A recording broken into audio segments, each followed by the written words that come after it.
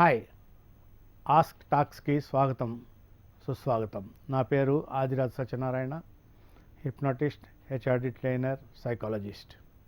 ఇప్పుడు మనం భయం గురించి మాట్లాడుకోబోతున్నాం. భయం అనేది ఒక మనసులో ఒక ఎమోషన్ మాత్రమే. మన మైండ్లో భయం అనేది ఒక ఎమోషన్గా మనం ఫీల్ అవుతాం. ప్రతి మనిషికి ఎవరికి భయాలు అనేవి ఉండవండి. భయాలు అనేవి మనము నేర్చుకున్నాం, సమాజంలో నేర్చుకున్నాం, తల్లిదండ్రుల దగ్గర నేర్చుకున్నాము, టీచర్ల దగ్గర నేర్చుకున్నాము, అసలు చుట్టుపక్కల ఫ్రెండ్స్ దగ్గర నుంచి నేర్చుకున్నాం తప్పితే మనం జీవితంలో భయాలు అనేది మనం ఏమి ప్రింట్ వేసుకుని పుట్టలేదు. Before faith no fear can stand అంటాడు. మనకు ఫెయిత్ ఉంటే ఏ భయం కూడా మన దగ్గర నిలబడలేదు. ఫెయిత్ లేనప్పుడు, మన మీద మనకి నమ్మకం లేనప్పుడు మనకు అన్ని రకాల భయాలు వస్తూ ఉంటాయి. అండ్ జనరల్గా ఈ భయాలన్నీ కూడా లెర్న్డ్ ఫియర్స్. సమాజం నుంచి కానీ, ఫ్యామిలీ దగ్గర నుంచి కానీ లెర్న్డ్ ఫియర్స్. మనం పుట్టుకతో వచ్చే ఫియర్స్ అనేవి ఏవి ఉండవండి. పుట్టుకతో వచ్చే ఫియర్స్ ఒక 3 మాత్రము ఆల్రెడీ మన మైండ్లో ప్రింట్ అయ్యి వస్తాయండి. That is fear of falling. తల్లి గర్భం నుంచి కింద పడుతున్నప్పుడు ఆ శిశువు భయపడుతుంది, fear of falling. And fear of sound, ఒక్కసారిగా ఆ సౌండ్స్ వినపడేటప్పటికీ తట్టుకోలేదు. అండ్ ఫియర్ ఆఫ్ లైట్, ఒక్కసారిగా లైట్ చూస్తుంది శిశువు. ఈ 3 ఫియర్స్ తప్పితే, ఈ 3 ఆందోళనలు తప్పితే మనము జన్మతః ఏ ఫియర్ని మనతో తీసుకురాము. అందుకనే ఈ ఫియర్ ఎంత స్ట్రాంగ్గా ప్రింట్ అయి ఉంటాయంటే, మనం టాప్కి వెళ్ళినప్పుడు ఏమవుతుందంటే మనకు భయం వేస్తుంది, కళ్ళు తిరిగినట్లుగా ఫీల్ అవుతాం. పెద్ద లైట్లు, ఉరుములు మెరుపులు వచ్చినప్పుడు, లైట్లు వచ్చినప్పుడు కళ్ళు మూసుకుంటాం. పెద్ద పెద్ద సౌండ్స్ వచ్చినప్పుడు చెవులు మూసుకుంటాం. ఈ 3 మాత్రము ప్రింట్ అయ్యి వచ్చినవి. మిగతావన్నీ కూడా మనం నేర్చుకున్న ఫియర్స్. అమ్మ చెప్తుంది, చీకట్లోకి వెళ్ళకు, అక్కడ బల్లులు ఉంటాయి, అటేళ్లకు చీకటి ఉంది, అటేళ్లకు లైట్ స్విచ్ దగ్గరికి వెళ్ళకు, షాక్ కొడుతుంది. ఇవన్నీ ఒకదాని తర్వాత ఒకటి జీవితంలో నేర్చుకుంటూ వచ్చిన ఫియర్స్. వీటిని హ్యాండిల్ చేయాలండి. ఫియర్ని ఒక లెవెల్ దాకా పర్వాలేదు, ఒక లెవెల్ దాటితే అది ఫోబియాగా కన్వర్ట్ అవుతుంది. ఎన్ని రకాల ఫోబియా మీరు నెట్లోకి వెళ్ళి చూస్తే A to Z ఫోబియాస్ మీరు చూడొచ్చు. యాక్రో, అరాచినో, స్పైడర్స్ అంటే భయం. అమెరికాలో స్పైడర్స్ అంటే చాలా భయపడుతూ ఉంటారు. అగోరోఫోబియా, క్లస్ట్రోఫోబియా, చివరికి ఎక్కడ దాకా వెళ్తుంటే గైనోఫోబియా, గ్యామోఫోబియా. అమ్మాయిలంటే భయం, అబ్బాయిలంటే భయం. కొందరికి పెళ్ళిళ్ళు చేసుకోరు వాళ్ళు. ఇవి ఫోబిక్ నేచర్స్తో ఉన్న ఫియర్స్ వచ్చినప్పుడు, and all fears can be handled perfectly provided you take a psychological advice. వీటిని మనం ఎక్కువ అవుతున్న కొద్దీ అది ఫోబియాగా కన్వర్ట్ అవుతుంది. ఫోబియాగా కన్వర్ట్ అయినప్పుడు కొద్దిగా ఎక్కువ టైం తీసుకుంటాం. అసలు కొందరు క్లస్ట్రోఫోబియా అంటారు. ఒక గదిలో ఉండడానికి భయం, రైల్వే కంపార్ట్మెంట్లో ఉండడానికి భయం. ఎందుకు వస్తాయి ఇవన్నీ? సో దీనికి ఒకటే ఏంటంటే, ఈ ఫియర్ అనేది మీరు ఎంత పెంచి పోషిస్తూ ఉంటే అంత హాయిగా మిమ్మల్ని అది క్రిపుల్ చేయగలుగుతూ ఉంటుంది. ఫియర్ని హ్యాండిల్ చేయాలి, ఫియర్ని ఫేస్ చేయాలి, ఫియర్తో కొట్లాడాలి. అండ్ ఫియర్ తోటి మీరు హ్యాండిల్ చేసినప్పుడు, ఫియర్ని మీరు దాన్ని అటాక్ చేసినప్పుడు మీ స్ట్రెంగ్త్ 10 times పెరిగిపోతుంది. ఫర్ ఎగ్జాంపుల్, ఎవరైనా ఏదైనా ఒక పులి మిమ్మల్ని తరుగుతోంది అనుకోండి, మీరు ఎంతగా పరిగెత్తగలుగుతారు? జనరల్గా అయితే 20 km/h. కానీ ఒక పులి మీ వెనకాల పడినప్పుడు 10 times మీ ఎనర్జీ లెవెల్స్ పెరిగిపోతూ ఉంటాయి. సో ఫియర్, దాన్ని అట్లా కాకుండా మీరు వెనక్కి తిరిగి దాన్ని అటాక్ చేయాలి అనుకున్నారనుకోండి, దెర్ ఆర్ ఓన్లీ 2 మార్గాలు. దాన్ని అటాక్ చేయకపోతే మీరు చనిపోతారు. అటాక్ చేస్తే దెర్ ఆర్ అనదర్ 2 మార్గాలు ఉన్నాయి. దాన్ని మీరు చంపేయచ్చు, మీరు బతకచ్చు. సో ఫియర్ని అటాక్ చేయడం బెస్ట్ పొజిషన్. కొందరు పైకి వెళ్ళడానికి భయపడుతూ ఉంటారు, కొందరు ఏరోప్లేన్స్ ఎక్కడానికి భయపడుతూ ఉంటారు. సో ఈ ఫియర్ అనేది ఎంత పెంచి పోషిస్తే అది ఒక సీ వాటర్ లాగా తయారవుతుంది. మీరు సీ వాటర్ ఎంత తాగినా దాహం ఎట్లా తీరదో, ఈ ఫియర్ని మీరు ఎంత పోషిస్తే అంత మిమ్మల్ని అది క్రిపుల్ చేస్తూనే ఉంటుంది. జనరల్ ఫియర్స్ ఏ ఉంటాయండి? General fear death, general fear snakes, and దానికంటే పెద్ద ఫియర్ స్టేజ్.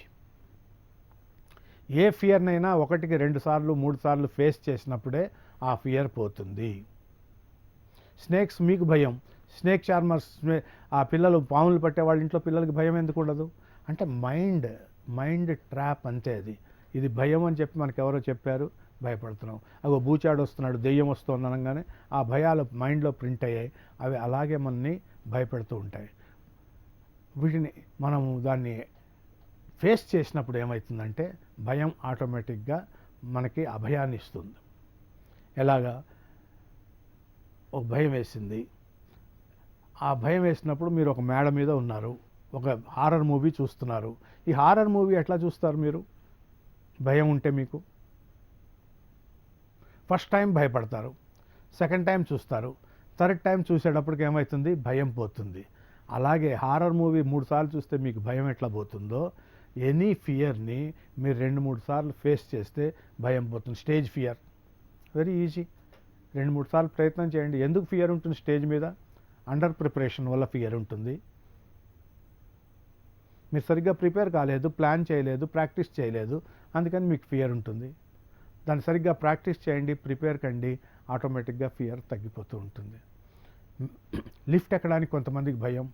10 సార్లు లిఫ్ట్ ఎక్కి దింపాలి వాళ్ళని, వాళ్ళ వెనకాల ఒకళ్ళు ఉండాలి. సో మీకు కొన్నిసార్లు ఏమవుతుందంటే ఈ ఫియర్స్ని ఫేస్ చేయడానికి మీకు ఒక అద్భుతమైన మెథడ్ ఏంటంటే మెడిటేషన్ ఒకటి, తర్వాత ఫియర్ని ఫేస్ చేయడం ఒకటి, అటాక్ చేయడం ఒకటి. వీటి వల్ల ఫియర్ చాలా వరకు మనకు తగ్గిపోతూ ఉంటుంది. ఫియర్స్ అనేవి మనకు జనరల్గా చెప్పుకున్నాం కదా, మధ్యలో వస్తాయి, అవి మధ్యలో పోవాలి. మధ్యలో పోకపోతే సైకలాజికల్ డిజార్డర్స్ లాగా మనకు తయారవుతుంది. దానికి ఏం చేయాలంటే కొన్ని చిన్న టిప్స్ తీసుకోవడం వల్ల మనం సైకలాజికల్ డిజార్డర్స్ని ఓవర్కమ్ కావచ్చు. ఇంకా సీరియస్గా ఉన్నప్పుడు ఏం చేయాల్సి వస్తుందంటే మనము దానికి అడ్వైస్ తీసుకోవాల్సి వస్తుంది. కొన్ని టెక్నిక్స్ ఉన్నాయి. రిలాక్సేషన్ టెక్నిక్లో మిమ్మల్ని కొద్దిగా రిలాక్సేషన్ మూడ్లోకి పంపించి చేసే విధానం ఒకటి. రెండోది సిస్టమేటిక్ డీసెన్సిటైజేషన్ అంటే ఒక సెమీ స్లీప్ లాగా పంపించి, హిప్నాసిస్ ద్వారా పంపించి మిమ్మల్ని అక్కడ మీకు 10 రకాల సజెషన్స్ ఇవ్వడం జరుగుతుంది. Face the fear. మీరు ఫేస్ చేయలేకపోతే కళ్ళు తెరవమని చెప్తారు. ఫేస్ చేయగలిగితే చేయండి, ఎంతసేపు చేస్తారో చూస్తారు. అలా 1 సారి 2 సార్లు 3 సార్లు మీ ఆ స్టేట్ ఆఫ్ రిలాక్సేషన్లో ఆ ఫియర్ని 10 సార్లు చూపించడం వల్ల ఏమవుతుందంటే మీరు ఆటోమేటిక్గా ఆ ఫియర్ నుంచి ఓవర్కమ్ అయ్యి మామూలు స్థితికి రావడానికి అవకాశం ఉంటుంది. తర్వాత when you attack the fear, what you have to do, you appreciate your self. ఒక ఫియర్ని నేను బయటకు వచ్చాను, ఒక ఫియర్ని నేను జయించాను. ఆ విధంగా మిమ్మల్ని మీరు ఇది అప్రిషియేట్ చేసుకుంటే కూడా ఫియర్ దూరంగా వెళ్తుంది. అండ్ జనరల్గా కొన్నిసార్లు మీరే ఆలోచించండి, మీరు ఇది సినిమా చూస్తున్నప్పుడు, హారర్ సినిమా చూస్తున్నప్పుడు ఎంజాయ్ చేస్తున్నారు కదా, ఫియర్ కూడా ఎంజాయ్ చేయొచ్చు అనే ఒక ఆలోచన మీ మెదడులోకి ఎందుకు రాదు? ఫియర్స్ ఆర్ అడాప్టివ్, మధ్యలో వస్తాయి, మధ్యలో పోవాలి. జీవితం కంటే ఫియర్స్ పెద్దవి కాదు. జీవితం పెద్దది, సమస్య చిన్నది. సమస్య మధ్యలో వస్తుంది, మధ్యలో పోవాలి. అందుకనే మొదలే అనుకున్నాం మనం, before faith no fear can stand. అనారోగ్యం వచ్చినప్పుడు ఆరోగ్యం ఎలా కోరుకుంటామో, భయం వేసినప్పుడు అభయం కోరుకోవాలి. ఆ అభయం కోరుకోవడానికి రకరకాలుగా మీకు ఎందులో సొలేస్ ఉంటే, ఎందులో శాంతి ఉంటే అది తీసుకోండి. మీకు భయం వేస్తుంది, రాత్రి నిద్ర పట్టడం లేదు, ఒక ఆంజనేయ దండకమో లేకపోతే హనుమాన్ చాలీసో జేబులో పెట్టుకున్నో లేకపోతే మీ దిండు కింద పెట్టుకున్నో పడుకుంటే నిద్ర పడుతుంది, తప్పేం లేదు. మీకు ఎక్కడైతే శాంతి దొరుకుతుందో అట్లాంటివి మీరు ఆటోమేటిక్గా వాటిని పాటించడం వల్ల మీ ఫియర్ కూడా తగ్గుతుంది. నమ్మకం అంతే, నమ్మకమే కావాలి. మీరు పెద్ద పెద్ద ఉరుములు మెరుపులు వచ్చినప్పుడు అవి నిజంగా ఆగిపోతాయా? అర్జున పల్గుణ అది ఇది అంటూ ఉంటారు కదా, మీ మాటలు విని ఉరుములు ఆగిపోతూ ఉంటాయా? కాదు. ఆ సౌండ్ వల్ల వచ్చిన భయాన్ని మాత్రం మీరు చాలా తేలిగ్గా అధిగమించగలుగుతారు. అట్లాగే కొందరికి డెత్ అంటే భయం, కార్ప్స్ చూస్తే భయము, శవాన్ని చూస్తే భయము. ఎందుకు అని చెప్పి ఒకసారి ధర్మరాజుని అడిగితే ఆయన చెప్పాడు, ఒక ఏనుగు చనిపోయినా ఏనుగుని చూస్తారు, భయం పడరు. అదే ఒక మనిషి చనిపోయినప్పుడు చూసి భయపడతారు, కారణం ఏంటి అని అడిగితే ధర్మరాజు గారు చెప్తారు, బికాజ్ అది అతని మైండ్లో, అతని మనసులో రేపు నేను కూడా ఇంతే కదా అనే భావన వస్తుంది. ఆ భావనని మనిషి తట్టుకోలేడు. మనిషి ఏమనుకుంటాడంటే ఈ ప్రపంచంలో నేను పర్మనెంట్ అనుకుంటాడు. అందుకనే వాడి కోసం, వాడి పిల్లల కోసం, వాడి సంతతి కోసం, వాడి మనవలు మునిమానవులకు అందరికీ ఆస్తులు సంపాదిస్తూనే ఉంటాడు. వెళ్ళేటప్పుడు ఏం తీసుకువెళ్ళలేను అని తెలుసుకోలేని వాడు ఈ చావు గురించి భయపడతాడు అని చెప్పి ఆయన ధర్మరాజు గారు చెప్తారు. సో ఒక సుందరమైన ప్రదేశం ఉంటుంది లైఫ్ ఆఫ్టర్ డెత్ అని. మీరు నెట్లో చూస్తే లైఫ్ ఆఫ్టర్ డెత్, మీ లైఫ్ తర్వాత ఇంకో సుందరమైన ప్రదేశం ఉంది అని చెప్పి వాళ్ళు చూపిస్తూ ఉంటారు. కాశ్మీర్లో ఒక అతను చనిపోయిన తర్వాత 3 రోజులకి మళ్ళీ పోస్ట్ మార్టం చేయడానికి అవసరం వస్తే అతని ఖననం చేసిన ప్రదేశాన్ని తవ్వి బయటికి తీసినప్పుడు అతను లేచి కూర్చున్నాడు. అప్పుడు ఆయన ఎక్స్పీరియన్సెస్ అడిగాడు. మీరు నెట్లో ఉంటుంది చూడొచ్చు. ఆయన ఎక్స్పీరియన్సెస్ అడిగితే ఆయన చెప్పాడు, ఒక సుందరమైన ప్రదేశానికి వెళ్ళాను, అక్కడ అందరూ దేవుళ్ళు ఉన్నారు, దేవతలు ఉన్నారు, వాళ్ళందరినీ చూసి హాయిగా నేను వెనక్కి వచ్చాను, నా మనసు ఇప్పుడు ఎంతో ప్రశాంతంగా ఉంది, ఎందుకు నన్ను ఇక్కడికి తీసుకొచ్చారు అని అడిగాడు. సో మనం పుట్టినప్పుడు తల్లి గర్భంలో ఉన్నప్పుడు ఏమనుకుంటామంటే అబ్బా అదే సేఫ్గా ఉంది, నేను ఇది దాటి బయటికి రాను అని రెసిస్ట్ చేస్తుంది. కానీ ప్రకృతి ధర్మం ప్రకారం 10 నెలల తర్వాత శిశువు బయటకు వచ్చినప్పుడు ఎంతో కష్టపడి నొప్పులతోటి బయటికి తోయబడుతుంది. బయటికి వచ్చిన తర్వాత ఆ ప్రపంచం కంటే ఈ ప్రపంచం చాలా గొప్పగా ఉంది అని శిశువు గుర్తిస్తుంది. ఎందుకంటే చుట్టుపక్కల బంధువులు వాళ్ళు వీళ్ళు అందరూ ఉంటారు. అలాగే ఎప్పుడైతే తల్లి గర్భం నుంచి బయటకు వచ్చినప్పుడు ఇక్కడ ఎంత అందంగా ఉందో, మనం చనిపోయిన తర్వాత కూడా మరో ప్రపంచం ఉంటుంది, ఆ ప్రపంచం మరింత అందంగా ఉంటుంది అనుకుంటే ఫియర్ ఆఫ్ డెత్ని కూడా అధిగమించవచ్చు. అలా ప్రతి ఫియర్ని అధిగమించడానికి రకరకాల మార్గాలు ఉన్నాయి. ఆ మార్గాల్ని మనం అడాప్ట్ చేసుకుంటే ప్రేయర్, యోగా, మెడిటేషన్, ధ్యానం ఇట్లాంటివి కూడా ఉపయోగపడతాయి ఫియర్ని మనం దాటుకుని రావాలంటే.